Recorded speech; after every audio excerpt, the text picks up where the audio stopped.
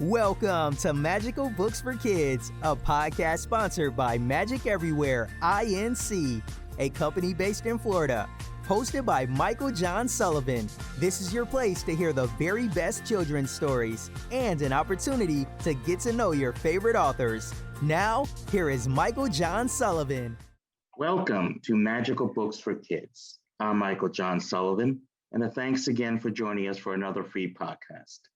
This podcast is free on all platforms, including Apple, Spotify, Google Play, YouTube, and our website, magiceverywhereinc.com. We're proud and pleased to have children's author Jennifer Nwokeji. She is a second career teacher and children's picture book author. She has written 5 books, and her latest is Get to Know Special Me. Her life's goal is to see that children reach their full potential. Jennifer, thank you so much for joining us here on Magical Books for Kids. It's an honor to have you. Thank you, Michael. First of all, let's talk about your childhood. As a child, I was so sports oriented. I would just immerse myself with sports books. It kind of frustrated my parents because they wanted me to be a little bit more generic, gender diverse in that sense. But eventually they gave up and they just started giving me Christmas books with sports involved in it. So I kind of wore them down. How about yourself? As a child, were there any particular books that you loved to read? Did any of them inspire you to become the great children's book author you are today? Yes, I like to read local books. I read Sugar Girl. I can't remember the author. I read it as a child. I read Easy Goes to School. And I read a couple of other books, a lot of folk tales. That's what we read back then for our morals. And yes, those helped me. I enjoyed reading stories. And my mom always made sure that I wrote like some kind of book review on everything I did. Then we called it composition. She made sure that's what we call creative writing now. She made sure I did my composition very, very well. So I guess that's where I learned to write and learn to read, that's what inspired it. Yeah, I've found that in all the authors that we've been interviewing, and I think it's now we're over a year now, so it's been about 50 plus authors. They all say that the parental influence has been very big in their lives as far as that. For me, my mom, and at the time I didn't like it, but she would make me sit in the backyard during the summer for 2 hours. She'd give me a book filled with vocabulary words, and then she would make me write 5 sentences for each word, making sure that I understood the meaning of the word. Yes. And I was so cranky. But when I look back on it now, I said that was the beginning of my expansion of my vocabulary. So it appears, of course, your mom sounded like she was that type of mom where she was on top of you and she made sure, making you write compositions about the books you read. Right? Yes. Yeah, and she did that. Yeah, and you become a great author as you are today. So so let's also talk about beyond that as well. You're a teacher as well. Yes, I am. How long have you been teaching, and what's the age range you've been teaching kids? I've been teaching since 2009, and I started with preschoolers back in Nigeria, and then I moved up to elementary school. Then after I had my first child, I kind of stopped, but then I opened up an after-school care in my house because I had to teach children. So, and then when I came to US in 2017, I started again as a substitute teacher, then a preschool teacher, and now I'm working as an elementary school teacher, but as a teacher's assistant for now. So you've had an incredible career in 2 different countries, from Nigeria to the United States. So congratulations on that. Wow. Thank you. Yeah. So when you left Nigeria and you came to the US, was there a significant difference? Was there any difference in educating the kids between Nigeria and the United States? Oh, yes, there was. And that's part of what influenced the books I write. I saw that over here in the United States, the focus is on social skills, especially from preschool age.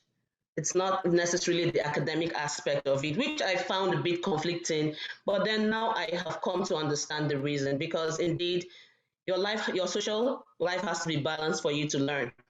And most of my books, my first book, my second, my first and second, most of my books are all about social skills. Okay. So, So you're taking a pure social skill tour of your books and everything. So you mentioned that you had 5 books and you're also working on a 6th book. So let's yes, I go, am. yeah, so let's go through the books, the 5 books. What was the first book you read? And I'll be interested to hear, how was your experience in publishing the book itself? You know, the Oh, wow. process. Yeah, the process, because we hear a lot of different things from different authors. A lot of them do try to get an agent. It's very difficult to get an agent. They try to go to a big publisher. Very, very difficult to go to a big publisher because they're usually just sticking with the people that've been with them for many years and know that they can sell books, as opposed to taking a chance on a new author. That's the thing that I've found with many of the children's authors. So why don't you tell us about the first book and the inspiration behind it, and how was the process? Okay, my first book was Use Your Words, Make Better Choices. And that book, which I had split into 2 separate books, was published with an agent, or would I say a hybrid publisher. At the time, I had no idea of what publishing was. I just wanted to write a book and I wanted to publish it. In fact, I had so many so many things in my head that I wanted to do. But I went through the publisher and they published my book. And it initially it seemed like it was beautiful and what I wanted. But then when I started mixing up with other authors, I understood it was a ripoff. And then I had to, and the price my first book was set at paperback was way above any hardcover book. So, and I was not making any sales. So I had to go back and then split that story, Use Your Words, Make Better Choices, into 2 separate books, Use Your Words and Make Better Choices. So that was my first experience. And what inspired it was I had I had just finished maternity leave. I published that book in November 2020. So I had my baby in January and I was at home for a very long time. And I missed the kids I used to teach and everything, and the pandemic. So I needed something close to the classroom. Right, right. Yes. So use your words. Okay, was there? Can you give us an example of what you were trying to teach the kids? Any particular words that you were trying to have them use? Yes, I was trying to have them express themselves more, because I teach English language learner students, and it used to be very difficult for them to express themselves, not necessarily special needs kids. They come into an English speaking environment and they kind of get lost, even though we have like a Spanish speaking teacher there. So that was why I wrote it. I try to encourage children to speak more instead of going the other way or not speaking at all. That's why it explains the daily routine of a preschool classroom and how using your words can help the child have a good day at school and self-regulate. I wish this book was available when I was a kid, because I was pretty much socially inept. I was very shy, and then the street that I grew up on, when we didn't use our words too much, we kind of fought each other.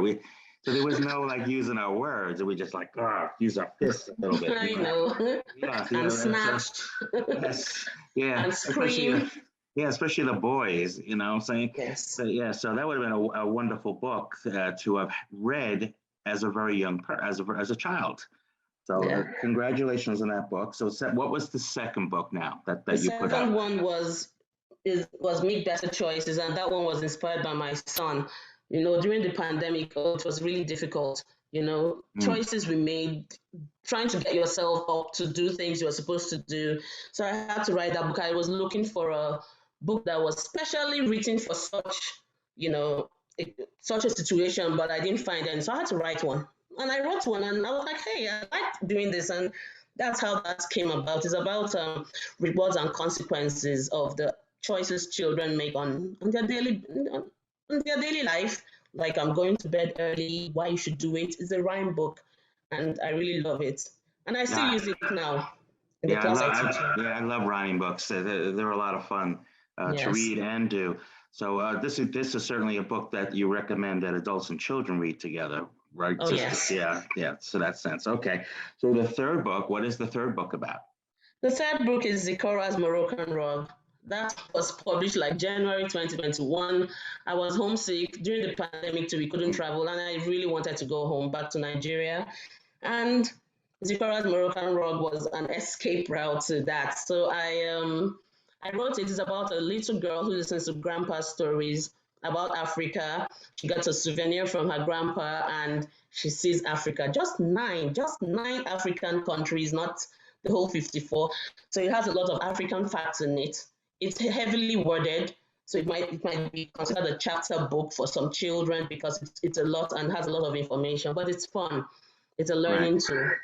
So that's especially a book that you would want an adult to read with a child since it's heavily worded. Yes, it's also in audio format because of the heavy wording. Yeah, so Right. that you read it. So you started your first book in 2020, and Yes, you have 5 books already out. So you've been very prolific in that sense. You've made good use of the time off with the the time. pandemic, for sure. So Yes. yeah, so congratulations on that. So that's the fourth book now. What is the fourth book about? The fourth book was Watermelon Bellies. Watermelon Bellies is Hmm. about, it's inspired by my husband and my son. It's a gardening book to show the beauty of gardening and the importance of talking to someone when there's a problem. Because Hmm. I work with children. Sometimes they might have some serious issues that they won't disclose to you, and they'll be hurting in silence. So that was to explain that, look, the children, the characters in there swallowed watermelon seeds, and then they thought they were going to have a watermelon belly, and they couldn't talk to their parent, to their mom, and it's became such a big problem for them. So the whole idea is talk to somebody when there's a problem and understand the difference between facts and opinions. Because I'm a teacher, I have to put some lessons in my books, and that's why I wrote that one too. I love the title too. I was reading a little bit online about it and everything, and of course I started getting hungry because I love watermelon, you know.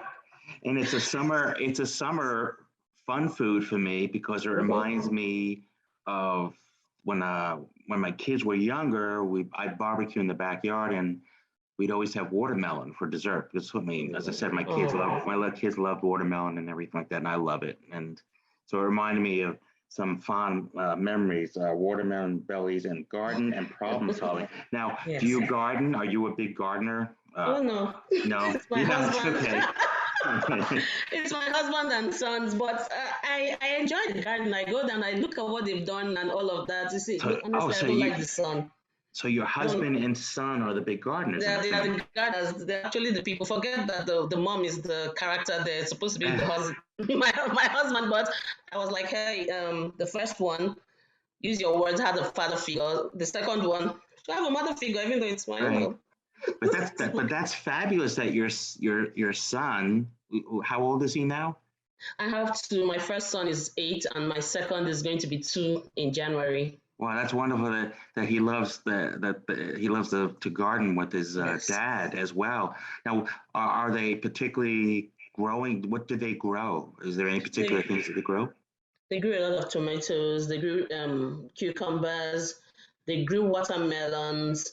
They grew raspberries, strawberries, apples, peaches. It's a big Oh, that's garden. Hold great. on. Peppers. Yeah, Uh-huh. but Yeah. that's a lot. That's a It's a pretty lot. wide range of growing things, and people don't realize that during the pandemic, and this is just from my stock investing. Okay, one of the companies that uh, really made a lot of revenue was Deere, which is makes the tractors and all the gardening stuff and everything. Mm-hmm. And people, Mm-hmm. what they were doing is they were buying places that had a lot of acres, and they were growing their own Growing food. food. Yes. Yeah, because of the food shortage and everything. And it's still a trend out there that people are looking for areas where they can actually grow their own food. And so that's a great book to have, and it's certainly a great book. And to me, it's very inspirational knowing that your husband and son are doing that. So it Yes. like inspires me to think, boy, I wish I had a plot of land I could. No, it's just the backyard. It's not a big plot. It's Yeah, just the backyard and some beds. I'm in Florida, so you could grow year Oh, round. Yeah, it's yes. not like it's in the north where you have to worry about the winter where it freezes everything. But here in Florida, you can grow things year round. So to me, that's a great book to read. Thank you. Okay. So what is the fourth book about? The fifth one. Oh, the fifth one. I'm sorry, that was fifth four. one is Get to Know Special Me. Okay. So this was inspired by the Plainfield Office of Early Childhood, where I worked for 4 years before I moved to elementary. And then we started talking about anti-bias, inclusive education, and diversity. And all the trainings that the head teacher used to give us, I was like, oh, come on, we need something, that could contain all this information in a child-friendly way. And then something also happened to me. I was really disrespected when I went somewhere, and I felt so bad. As a minority, I'm African, and I was disrespected. It shouldn't have been. I'm so sorry that happened to you. It's okay. It's okay. That's why the book came. Get to Know Special Me. It represents all the minorities in in our society. The lead character is Kachi, a child on a wheelchair, who wants you to see him as a normal person. He's just differently abled, but that doesn't mean he's not a person, and he deserves to be treated with kindness, empathy, and respect. So it's an interactive book where Kachi tells you about himself and then asks the reader about him or herself. So in a classroom, it's supposed to be like an icebreaker where children could talk and then express themselves. And at the end of it, it has a worksheet where you can understand how special you are and why others are special. I love this book so much. This sounds like a wonderful book. And have you found libraries or schools interested in a book like this? Because I just had a previous podcast done, and we were speaking about how the only way we learn about people, understand people, is to read and to educate ourselves about the different cultures and everything like that. And we find out we probably have a lot more in common than we've been told. And the way we learn is through reading. And this particular book that you mentioned, through the incident, the negative thing that happened to you, you turned it into a positive, which is a wonderful thing to do. So have you found that libraries or schools might be interested in? And that certainly would be places that, since you are a school teacher as well, that background, that they should be looking at such a book, especially during this time. Yes, I have, but I'm working on that. I try to give it to schools, to superintendents, to school head, and all of that. It takes a while. Some of them are very busy, but it have to continue marketing and doing all of that. I've reached out to some people. It was just published on the 3rd of November. So it's about a month. Yes. Yeah, so you're a mom, right? Two kids. Oh, yeah. You got a full-time job and a teacher, and then you're a children's book author. So you got like 3 things going. So so it's like, and you have to promote your book. That's the unfortunate part about this whole thing that we're all doing, is we got to spend mounds and mounds of time. People don't realize it. They think they only see the finished product, right? Yes. People out there who have not written a book, they only see the finished product. So they truly don't understand the whole long process that's involved in it and the amount of work it does. But you've done 5 books in the last year. You've been certainly more prolific than I have been, for sure. So congratulations on that as well. So thank you. Yeah, but you have a 6th book now you're working on. So why don't you talk a little bit about that? Yes. Do you have a title for it, or? Oh yes, it's been formatted. I hope to release it before the end of the year, because I want to stop writing. Wow. And then promote, because honestly, I was looking at my figures and I was like, oh my gosh, what's going on? I've just been writing. So my 6th book is about conservation. It's Umma and the Visitor. So Umma is a very wasteful a beautiful child. And then she wastes and wastes and wastes things all over the place until she's cautioned by a very special visitor. It changes her lifestyle and everything is nice and beautiful. So I hope to to use it to teach Earth Day. Mhm. Yeah, it's about Mhm. conservation. And it's a nice book. So you mentioned that, of course, frustration, you're a little homesick about not being able to go back there. Do you speak to your friends back there, and how are things back there for them? At home, Yeah, at Nigeria, home. Yeah. How are they doing there? they're fine. They're fine. I wish things could be better. They're fine. My friends are good, but I really hope to. Michael, the reason part of why I wrote my books is I really want to teach the children back home Right. because I mean there's so much beauty here that could be taken back home, and that's why I wrote.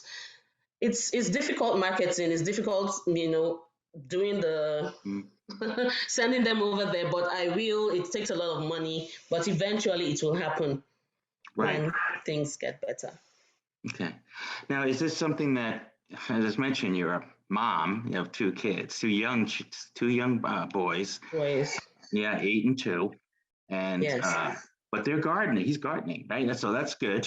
These are the, so you're gonna have some food. You never go hungry, right there, because they're always Mhm. gardening. Uh, Mhm. so, and you're also, an author as well as a teacher, uh, Mhm. and you want to get this last book out so you can mark and promote. Did any beyond this at this point? Is this something you want to continue to do? Continue to write books? Of And course. obviously, yeah, you want to make sure that you're able to help your countrymen and women back there as well, and the kids back there that so need good resources. And we're kind of spoiled here.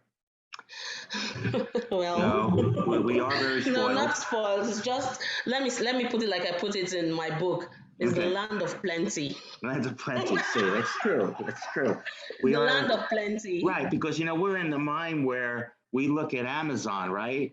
And we Mm-hmm. want toothpaste or something or this or that, something that people don't understand is not may not be necessary in other countries or whatever, or the normal things that we do during the day or have in our lives during the day.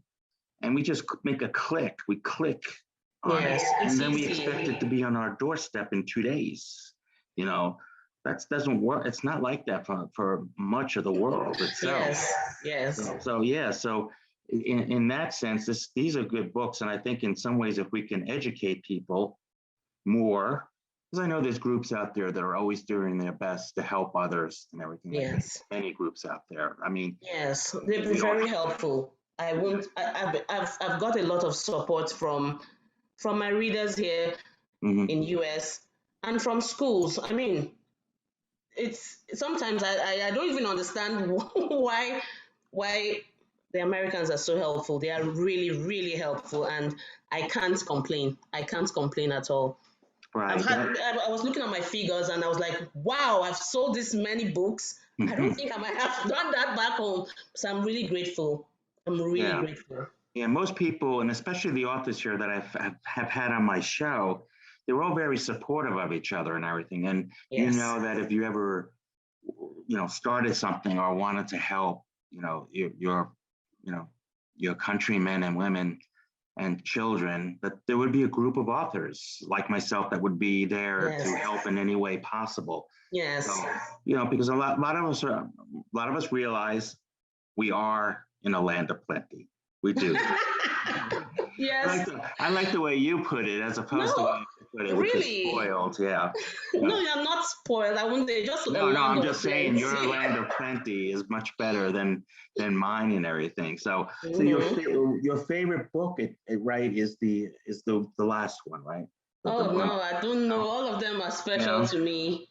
I think the one that needs more love is my favorite book. Right now it should be Get to Know Special Me because it needs to be promoted. And right. let me tell you my favorite book. Okay. Let me not it's Zikora's Moroccan Rug Okay. because it shows the beauty of Africa Okay. Yeah. and And most, like the children I work with, the students I work with, sometimes they think Africa is, I don't know what they think it is, but they don't understand the On the vastness, the Discovery Channel. diversity. Yeah, we think of Africa, what we see on the Discovery Channel, which is lions hunting deer and things like that, or antelope or whatever.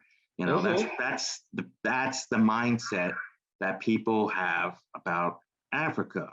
And I think this, I heard this from some people. Okay, this is from my daughter, because she knows a lot of Japanese people, or they think that Americans, that people are shooting each other all the Yeah, time. Okay. I know, no, it's true. My people do think so. Yeah, And I tell them it's not that they way. they think there's shootouts all the time in the streets and everything like that, and they don't know the other parts of America. I mean, True. yeah, I mean, there's certainly cities in this country. Obviously, it's kind of dangerous and everything, but there's, for the most part, there's beauty in everything in this country as well. And as you said, you're trying to show the beauty of your country and everything. So Yes. congratulations on all of these wonderful books. And you want to get the sixth one out this year, right? That's your goal. Yes, it should. It Yeah, should. yeah. I mean, who doesn't want to publish 6 books in like 20? Since, It's a lot of work. uh, It's a lot of work, believe me. My husband and children have been very supportive, because promoting this, it's not. I mean, my husband actually takes care of the home most times, so that yes. I could write, and I'm so thankful to him. And my children, they understand I'm writing, and they leave me alone. So I'm very grateful to them too. I'm very Yeah, grateful to yeah, them. we couldn't do it without our family support for sure. Mm-hmm. You know, because writing is a very lonely profession in that sense. Mm-hmm. You need to focus, you need to have gobs of time really to concentrate and to edit and to make sure you're not missing words. And believe me, it's difficult. Whether Yes. you're doing a 46-page children's book or you're doing novel, Mm-hmm. I mean, you're a children's book author, but have you thought about writing a novel or something like that? No, No. no. No. I don't know if I could. No. Well, that's a No. little bit more extensive with the time and Yeah. everything like that. But you may change for you after you write your 25th book, you know. And you say, Hold on, please. My books are lessons. They're like lesson plans. right, right. That's Yeah. So as yeah. long as that you're giving yourself an educational impact, that's what you're making with children as well as Yes. adults. So okay. Well, Jennifer, we're so happy to have had you on Magical Books for Kids. Perhaps though, we should get an update with you sometime next year and see how your 6 books are doing, and we could talk about the 6th book as well. So, where can people find you on the internet? My books are. I'm working on my website. It's a lot of work, but my books are on Amazon, Barnes and Noble, and I think Walmart, Target. It's probably is well distributed, but Amazon, Barnes and Noble, Goodreads, my books are there. I'm going to tell people that I found you through Google, okay, and I'm going to spell the name for people because it's always important to spell the name so that way people put it in correctly, and you'll find your books right there. I put it in right away; it was right there. Okay. Yeah, so you're high ranked on Google for sure. Oh. Yes. Thank you. So it's Jennifer, first name, and then the last name is spelled Nwokeji,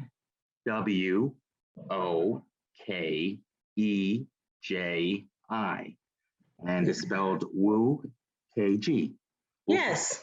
Yes, you pronounced it like. KG. And of course, you are a second career teacher and children's picture book author. You've written 5 books, and your latest is Get to Know Special Me, and that was based on I'm sorry about a terrible incident, but you made a positive out of that. So congratulations to you for being a wonderful role model for kids and adults as well. Thank you so much. I think adults can take something away from what you did with that particular incident, because boy, social media, all we see all day long is people bullying each other and going Yes. after each other and everything. You took the high road in that sense. So congratulations on these wonderful books. Thank you so much, Michael. And I am Michael John Sullivan, and this is Magical Books for Kids. And you can hear Jennifer's podcast free on every platform, including Apple, Spotify, Google Play, as well as YouTube and our website, magiceverywhereinc.com. Jennifer, thanks again. We will see you next week with another podcast. Thank you so much. Thank you for listening to Magical Books for Kids, a podcast sponsored by Magic Everywhere Inc., a company based in Florida, hosted by Michael John Sullivan. This is your place to hear the very best children's stories and an opportunity to get to know your favorite authors. Join us for another fun storytelling podcast next week.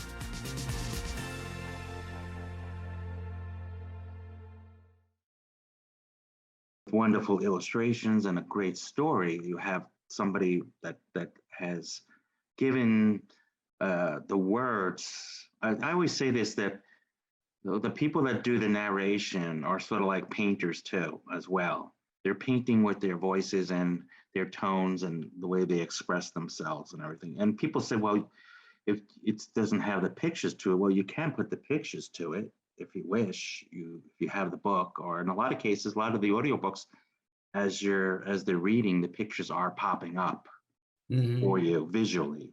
So there's all sorts of ways that people can see it, not only listen to it. And I think that would be a great way for kids, is to listen, read the book as the audio is being read and everything. And that's a great way to learn how to read as well, and to understand the enunciations and pronunciations of everything.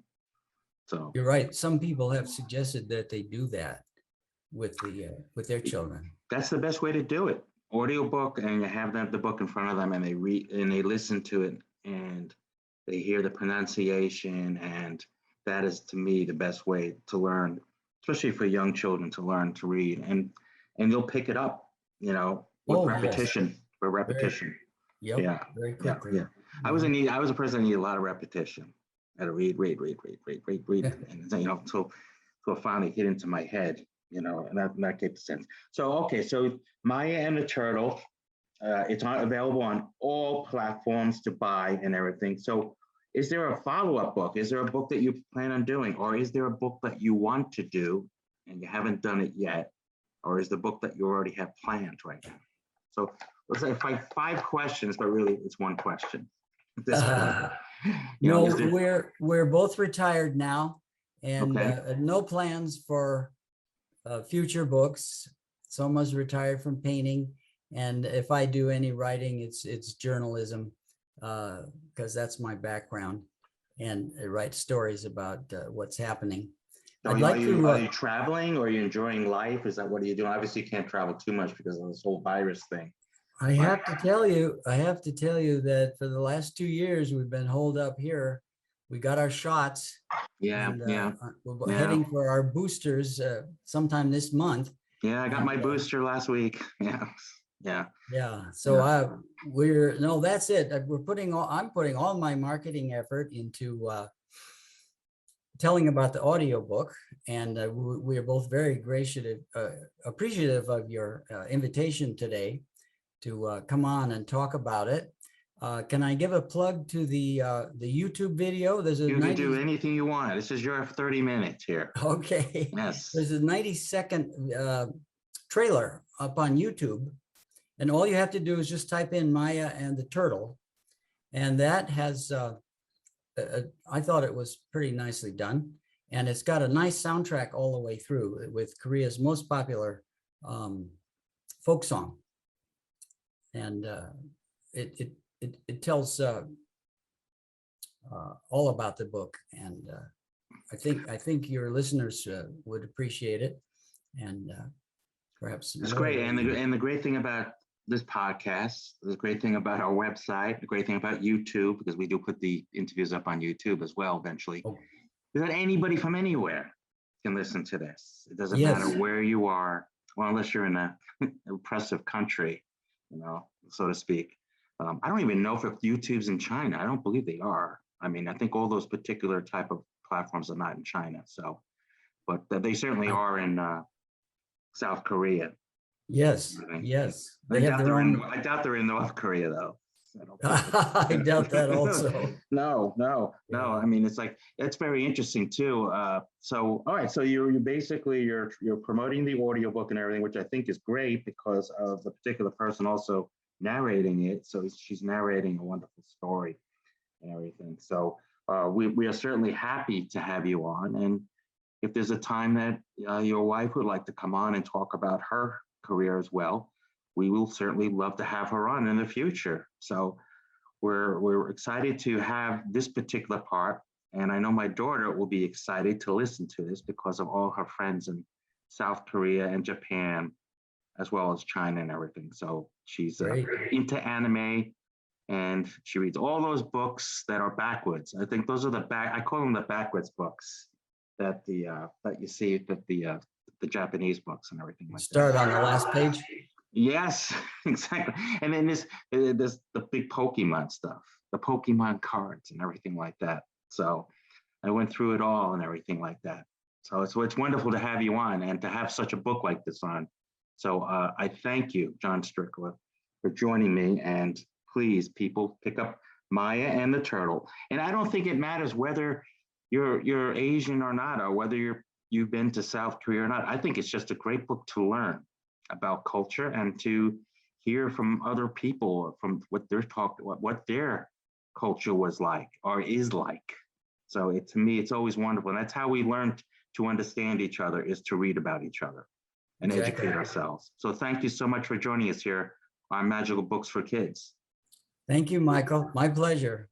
Right. And so this is Michael John Sullivan. Again, this podcast and all of our podcasts are free on Apple, Spotify, Google Play, YouTube, and our website, magiceverywhereinc.com. Join us again for another free edition of Magical Books for Kids.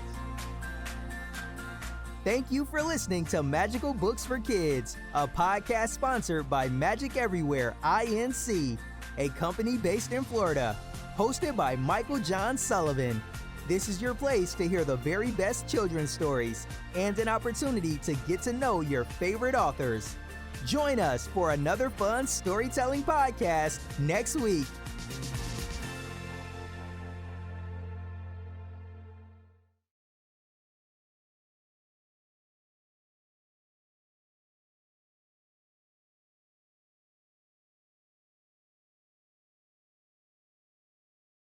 That, but it's so to me, I feel like that sense of responsibility that I really want it to be, and I want it to spark a love of history and an interest in history.